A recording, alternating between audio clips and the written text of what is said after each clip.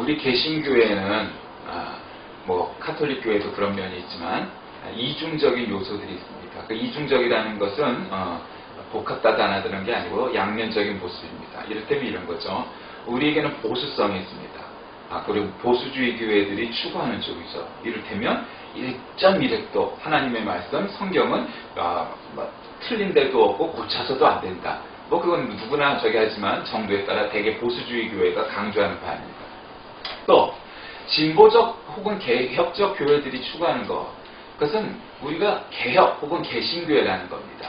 그 개혁이라는 말을 영어로 리폼이라고 합니다. 여러분, 우리 옷을 고쳐 입는 것도 리폼이죠? 그러니까 리폼은 뭡니까? 다시 틀을 잡는 거. 그 재구성하는 거. 그게 리폼 아닙니까? 그런데 리폼드, ED를 붙여서 과거형으로 보통 개혁교회 그러면 리폼드 처치 이렇게 말합니다. 그런데 호주의 여러 그 교회들이 합쳐갖고 개혁교회를 만들었는데 그 교회 이름은 리폼드 처치가 아니고 리포밍 처치입니다. 여러분 의미가 있지 않습니까? 영어긴 하지만 리폼드 처치는 과거형이니까 우리는 이미 과거에 개혁된 교회다라는 의미겠지만 리포밍 처치는 우리는 지금 개혁 중인 교회다 이런 뜻이 있기 때문이죠. 우리말로는 이제 그렇게 표현할 수가 없지만 영어로는 의미가 있다 이런 생각을 합니다. 의미로 생각해 본다면 우리 프로테스탄트 교회, 개신교회는 모두가 다 리포밍 처치입니다. 개혁 중인 교회입니다. 그러니까 프로테스탄트의 여러 특징 중에 하나는 말씀에 대한 보수성 혹은 신앙에 대한 보수성입니다. 그리고 늘 개혁성, 진보성입니다. 그러니까 우리는 어떤 틀에 얽매이거나 의식에 휩싸여서 우리는 이런 의식을 갖는 겁니다. 가끔 TV에 보면 카톨릭 교회나 정교회나 유대교회 혹은 또 요즘 무슬림 교당도 많이 나오죠. 거기 가면은 막 그 예배당 안에 화려한 그냥 이콘 벽화 이런 거 금으로 막 장식한 거 많이 나오죠. 근데 여러분 우리 개신교회, 프로테스탄트 교회에서 그렇게 막 금으로 장식하고 그렇게 화려한 교회 보셨습니까? 없어요. 오래된 중세교회에도 이 개신교회, 프로테스탄트 교회는 그렇게 하지 않습니다. 이유가 뭘까요? 덜 화려. 돈이 없어서일까요? 아니에요. 우리 개신교회 정신은 예배당을 그렇게 금빛이 활짝활짝 빛나고 온통 그냥 호사스러운 그림과 그런 보물들로 가득 채우고 하는 것이 우리의 정신에 맞지 않는다는 겁니다. 우리는 예배당을 그렇게 꾸미지 않습니다. 불교의 부처님을 금불상을 만들고 거기다 금으로 시주하고 공양하는 것을 미덕으로 여기고 이렇게 하는 그런 정신 우리에게는 없다는 겁니다. 우리는 그냥 검소한 아무데나 원래 초대 교회 시대, 초기 교회 시대 때 예배를 어디서 드렸어요? 동굴이나 그냥 사람들이 집에서 예배를 드렸어요. 왜 그러냐? 우리 그거를 미덕으로 삼고 우리는 예배당을 그렇게 아름답게 화려하게 소화스럽게 꾸미지 않느냐? 우리는 하나님이 중요하지 않고 하나님은 큰 교회 싫어해서 그러냐? 그렇지 않아요. 하나님이 큰 교회 싫어하시는 게 아니라 우리는 큰 교회를 짓더라도 화려한 교회 때로 필요하죠. 그러나 우리의 근본적인 정신은 그런 예배당의 화려함에 우리의 정신이 있지 않기 때문이에요.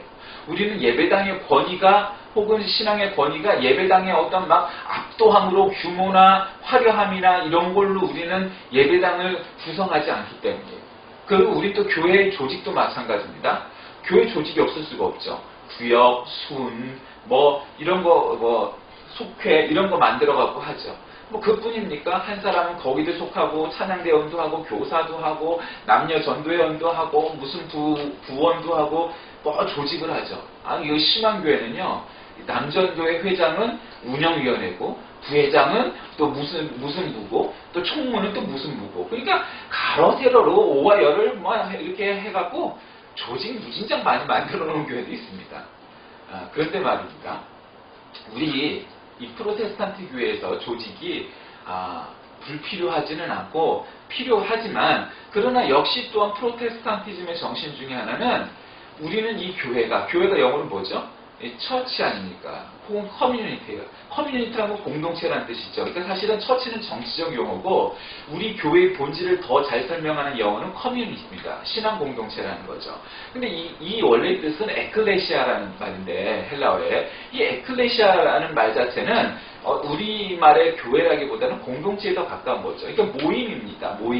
모임인데 영어로 한자로 말하면 이제 회라는 뜻인데 교회 조직이 어떠해야 되느냐는 거죠. 우리 교회 조직은 성경에서 많이 나왔죠. 이제 그 중에 하나가 이런 거죠. 오늘 본문에 나오는 거예요. 인구 조사를 하는 그러냐 오죽 그랬으면 이 성경의 이름이 민수기였겠어요. 그런데 이제 인구 조사를 하려고 하니까 여러분 인구 조사하는 게 사람 숫자가 무슨 연합 문명이 있어서 하나 둘 셋 넷 세는 게 아니고 남자 장정만 60만 명이 넘고 도합하면은 막 100만 명이 넘는 그런 거대한 숫자의 사람들을 이제 계수를 하는데 어떻게 했어요? 어렵겠죠. 그러니까 이걸 어떻게 해야 되겠어요? 5와 열을 맞춰서 세웠겠죠. 이쪽에 10명 뭐 이렇게 해갖고 쭉 세우고 또 이쪽에 10명에서 또 띄우고 또 쭉 세우고 뭐 이런 거 했을 거라고요. 근데 그걸 그냥 방법론적으로 그렇게만 한 게 아니고 성막을 중심으로 지파가 이쪽 동편에는 어느 지파가 서편에는 어느 지파. 동편에는 이제 유다 지파죠. 유다 지파는 왜 유다 지파였을까요? 중요한 지파가 예수님이 유다 지파니까 유다 지파. 뭐 이렇게 하고 동편에는 유다, 이사갈, 스불론, 남편에는 루벤, 시므온, 갓, 중앙에는 레위인이 성막과 함께, 서편에는 에브라임, 므낫세, 베냐민, 북편에는 단, 아셀, 납달리 이렇게 지파들이 이 성막을 둘러싸는 거죠. 그러니까 이건 뭐 어떤 의미가 있겠어요? 크리스찬이란 교회를 에워싸는, 교회를 지키는 그런 군사라는 뜻이죠. 그러니까 그런 이스라엘의 진배치를 보여주고 있는 거예요. 오늘도 본문 말씀 보니까 이스라엘 자손은 각각 자기 진영의 군기와 자기 조상의 가문의 기호 곁에 진을치되 회막을 향하여 사방을치라. 기호 곁에. 기호라는 건 뭐예요? 깃발이죠. 전쟁을 하면 깃발을 들잖아요. 그러니까 깃발이에요. 그러니까 우리나라로 얘기하면 국기죠. 각 나라에. 여기는 이 지파를 상징하는 깃발이 있었어요. 옛날에 우리가 모세 레위기나 이런 데 읽어보면은 왜 제사장의 옷에 보면은 이 가슴에 흉배에 보석이 박힌 흉배를 하고 있죠. 그러니까 보석이 12지파를 상징하는 보석이 있단 말이에요. 그러니까 보석과 이 기호가 각 지파를 상징하는 거예요. 그 도안이 있는 거죠. 문장이 있는 거죠. 문장, 마크가. 요즘으로 말하는 로고가. 동방해돋을 적에. 동방이라는 건 뭐예요? 동쪽이라는 거는 중요한 거죠. 왜냐하면 해가 뜨는 쪽이니까. 유다 자손이 해돋는 태양이 떠오르는 동쪽을 지키는 거예요. 그게 중요한 지파라는 거죠. 유다 지파가. 왜냐하면 예수님이 유다 지파에서 나오니까. 원래 유다 지파라는 건 장자도 아니고 또 요셉과도 관련이 없는데도 보면 유다 지파는 중요하게 여겨지죠. 이때부터. 그렇게 된 거예요. 지금 여기 몇 명이다. 지금 그거는 중요한 게 아니고. 자, 그런데 어떻게 장막을 중심으로 개수를 하려고 이 지파를 이제 배열하느냐. 그거 얘기를 하는 거죠. 자, 장막을 이제 배치하게 하나님이 말씀하십니다. 하나님이 오늘도 모세와 아론에게 말씀하여 이르시되 이게 누적들이 쭉쭉 나오는 거예요. 이스라엘 백성이 광야 여정 동안 수경지에서 캠프지에서 야영지에서 진영 배치를 그냥 나는 이쪽에 여기가 그늘이 많으니까 여기서 나는 물이 가까우니까 이쪽에 할게 이런 게 아니고 항상 수경을 할 때마다 밤에 저녁에 잘 때마다 동쪽에는 아까 말씀드린 유다를 중심으로 한 그런 지파가 남쪽 이렇게 북쪽 이렇게 서쪽 이렇게 배열을 했다는 겁니다. 여러분 이건 뭔 의미를 해요? 우리가 어떤 조직에서는 내가 맡고 싶은 일, 맡고 싶은 직책, 직급 그렇게만 할 수 없어요. 처음에 들어가면 밑바닥서부터 올라가고요. 맡다 보면 내가 좀 잘 못하고 하고 싶지 않은 일을 맡을 때도 있고요. 어떤 때는 하고 싶은 일을 맡을 때도 있어요. 그러나 우리가 맡고 싶은 일만 맡는다고 해서 교회가 잘 되고 가정이 잘 되고 사회가 잘 되는 게 아니에요. 그 맡은 역할을 잘 감당해야 돼요. 내가 주차부원이면 주차를 열심히 시키고 내가 봉사부원이면 주일에 식사 봉사를 해서 잘 봉사를 하고 하는 부분을 잘 지켜야 돼요. 나는 헌금위원만 하고 싶은데 나는 찬양대원만 하고 싶은데 그런 일들은 굉장히 성숙된 일이 아니라는 거죠. 내가 하고 싶은 일만 내가 있고 싶은 데만 있는다고 해서 교회가 잘 되는 게 아니에요. 묵묵히 자기 사명을 잘 감당해요. 여러분 잘 아다시피 예전에 전 대통령 이명박 대통령도 소망교회에서 장로가 되기 전에 그 교회는 다 누구나 뭐 대통령이고 뭐건 장로가 되려면 7년 동안 주차부를 뭐 봉사를 해야 되는데 그 중에서 주차위원을 했다고 그러죠. 그 현대건설 회장이 모자 쓰고 이 야방공 들고서 뿌르르 불면서 그거 했다는 거예요. 뭐 거기 대단한 사람들 하도 많은 동네긴 하지만 그랬다는 거예요. 그 이야기인 거예요. 우리도 마찬가지인 거죠, 사실은. 그래서 교회에서 돈으로 멀로가 아니고 정말 봉사로 5년 이상 한 10년은 해야 정말 그게 큰 일꾼이 될 만한 사람 아니겠어요? 그런 봉사를 해야 되는 거죠. 그러니까 그거는 자기 소속을 정확히 아는 것이고, 그거는 이렇게 그 지파가 있는데 그 중심에 뭐가 있어요? 성막이 있었죠. 그건 뭐예요? 교회를 중심으로, 하나님을 중심으로 삶을 살아가야 된다는 것을 우리에게 가르쳐 주는 거죠. 자, 그런데 지파를 어떻게 배치를 했습니까? 하나님과 하신 영적 축복을 쫓아 배치를 했어요. 아까도 말씀드렸처럼 동쪽에는 유다 지파를 중심으로 해서 이렇게 짝짝짝 12지파를 나눠서 했죠.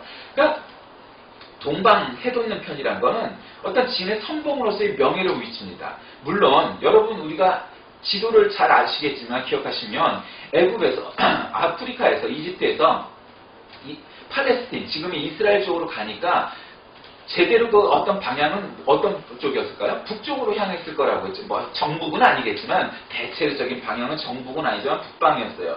그런데 동방이래요. 그러니까 여기서는 새벽에 태양이 떠오르는 쪽인 동쪽의 위치가 다른 쪽보다 중요한 거죠. 우리도 동서남북 그러잖아요. 서양에서 영어로는 NEWSA, 그러니까 북을 제일 먼저 꼽지만 우리는 어디를 먼저? 동서남북, 동쪽을 꼽잖아요.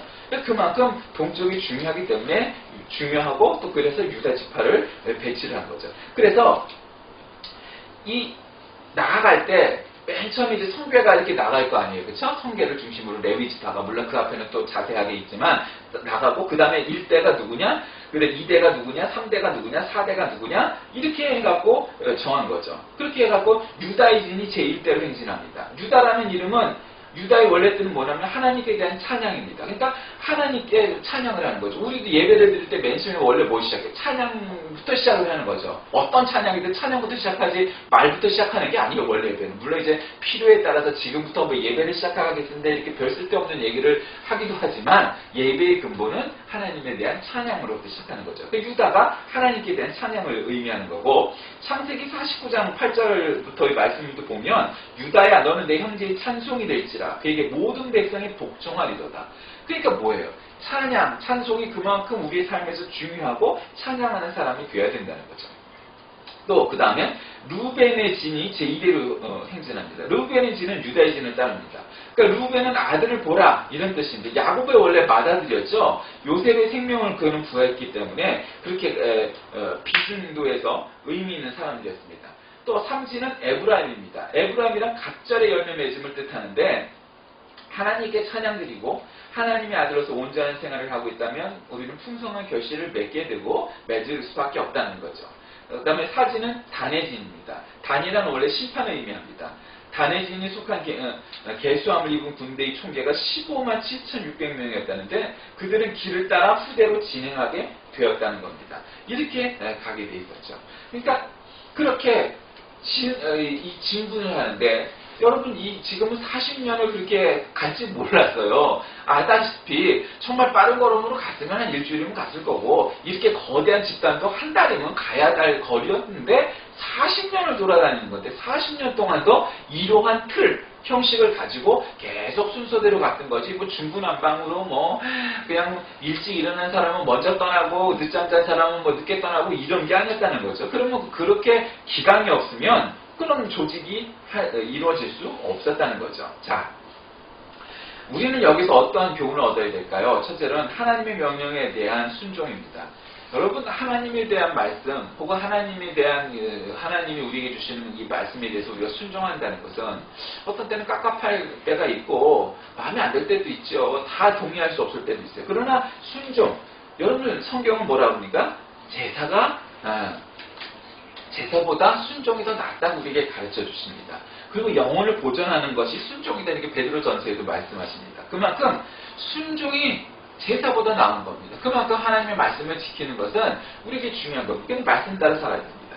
또 둘째로 광야 생활 성공의 확실한 원리를 제시해 줍니다.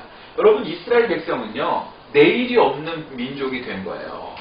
여러분 사막을 여행하는데 어디에 물이 있을까? 물론 이 사람들은 유목민이니까 어떤 그런 노하우가 없지는 않겠죠. 그러나 그곳에 물이 아무리 거기가 오아시스가 있었던 자리라 거기에 물이 있으리라고 누가 보장을 해줍니까? 우리나라처럼 이렇게 온대지방이 속해 있어서 거기 우물이 있어 그러면 항상 있는 게 아니고 그 우물이 사막이니까 물이 있을 때도 있지만 없을 때도 있다고요. 그리고 물이 있어도 충분하지 않을 수도 있어요. 그리고 그 물이 정말 먹을 수 있느냐? 그거는 장담할 수 없는 거라고요. 그래서 인생은 사실은 이 사막 광야와 같은 생활인데 이 광야 생활에서 성공하기 위해서는 하나님의 말씀을 따라 이렇게 조직이 되고 이렇게 해서 순종하여서 가야 이 사막 생활에서 물을 얻을 수가 있는 것이지 그 메추라기를 얻고 만나를 얻을 수가 있는 것이지 그냥 내 뜻대로 저 방향이 좋은 것 같으니까 저쪽에 오아시스가 있을 것 같으니까 저쪽에 뭐 할 것 같으니까 내 뜻대로 가자. 그거는 안 된다고요. 사막은 사실은 사막 한가운데 들어서서는 사방이 사막 아니겠어요? 똑같은 거예요. 동서남북 어디나. 근데 어디로 가야 하느냐? 그 하나님 말씀을 따라갔다는 거예요. 사실은 이거 뭐 다 똑같으니까 그냥 하나님이 우리에게 주신 불기둥 구름기둥을 쫓아가자. 그냥 마음 편히 생각하면 사실 그게 좋은 거예요. 너무 오래 걸리는 것 같은데 이게 한 달이면 갈 거리를 왜 몇 년이 지나도 못 도착을 하고 있지? 그래도 하나님 인도하시는 대로 가야지. 단순하고 그렇게 생각하면서 순종하면 오히려 가난에 들어가게 되는 거예요. 그런데 이거 1년을 갔는데도 안 갔어. 난 하나님 인도하시는 대로 안 갈 거야. 이거 내 뜻대로 가자. 방향 틀어. 그러면은 정말 우리가 가난을 갈 수 있습니다. 애굽으로 갈 수도 있습니다. 그리고 적이 우리를 잡아먹으려고 하는 그런 적지를 향하여 갈 수도 있습니다. 그리고 영영 오아시스가 나오지 않는 그러한 아주 사막 중심으로 가다가 말라 죽을 수도 있습니다. 사실은 사막에선 나침반도 없고 내비게이션도 없는 이 시대에 오직 구름기둥 불기둥으로 인도하시는, 즉 하나님 인도하시는 대로 가는 것만이 생명을 보존하고 종족, 민족을 보존할 수 있는 유일한 길이었습니다. 우리가 아다시피 그 기간이 너무 길어졌고, 물론 그거는 이스라엘 백성의 불순종과 죄 때문이었지만, 그러나 그걸 견딘 사람은 결국 가난을 들어갔지만 그걸 못 견딘 사람은 결국 어떻게 됐어요? 막 하나님이 벌하시게 되죠. 모세가 시내산에 올라가니까 그동안 못 참고 금송아지 만들고 노뱀 만들고 막 잔치하고 죄짓고 결국 그런 사람들은 가난에 들어갈 수가 없었다는 겁니다.